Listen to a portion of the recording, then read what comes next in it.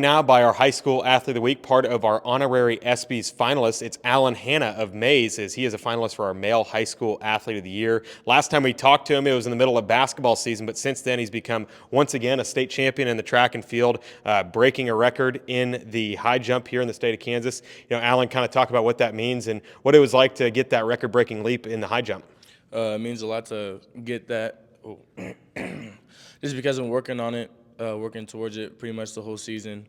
Every time I ended practice, I always put the bar up to, like 7.5. I didn't get 7.5. I would always try to visualize it, trying to see myself jumping it a little bit. So I was like pretty much going for that 7.5. Even though I didn't get it, I still broke a record. Yeah, and that was kind of a risky move going for that 7'5". I mean, what went into that decision? Was that kind of Allen on his own? Was the coach kind of being like, "Hey, maybe we could get another record here"? What went into that decision in the last jump there at Cessna?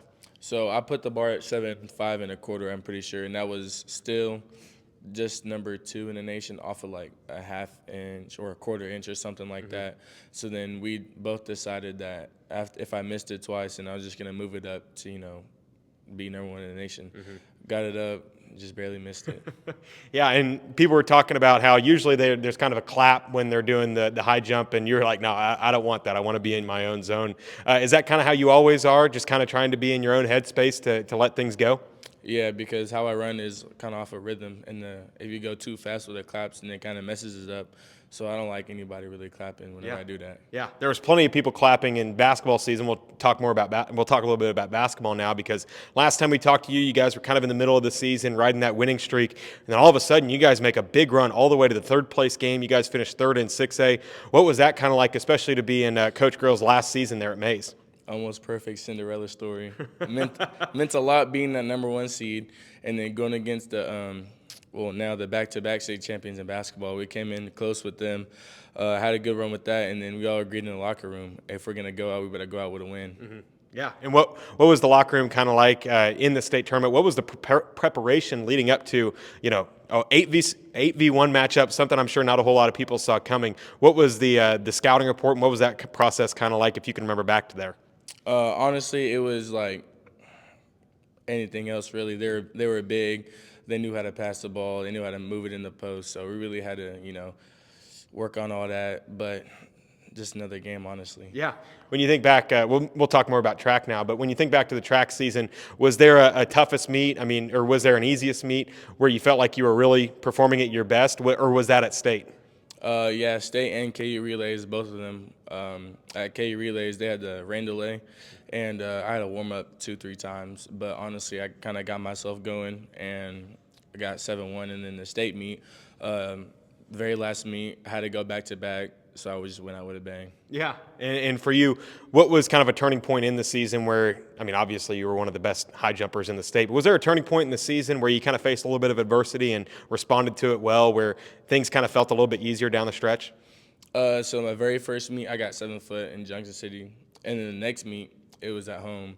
Didn't jump very well. I'm pretty sure I got like 6'8" or something. I was like, I got to pick it up. I mean, I can't be performing this bad all the time. So then I pretty much worked myself back up to that, and I got like 7. I think my next meet or the meet after that, something like that. Yeah, and for you, when you look back at your high school career and when you're on that podium for the last time, and that's the last of Hanna at Maize, what was kind of the thoughts going through your head? Was it bittersweet? Was it exciting? Was it sad? What was kind of going through your head in terms of emotions when you kind of wrapped it up with a bang? Honestly, I felt amazing that first day, and then the next day it kind of hit me that this is probably the last time I'm putting on Maize ever. So I was just, laying in my bed, just thinking about everything I've did, everything that got me up to this point, and it's kind of felt good. Yeah, and obviously a pretty star-studded career for you, both in basketball and for football. Kind of talk about your relationship with your coaching staff, whether it be basketball or track. What's that been like for you, looking back and having that relationship with them? So in basketball, all the coaches pretty much left. Coach Girl is retiring. I don't know yet. And then Coach Lawler, he left. He's at Maize South now. And Coach Grover, he's in the intermediate school, I'm pretty sure.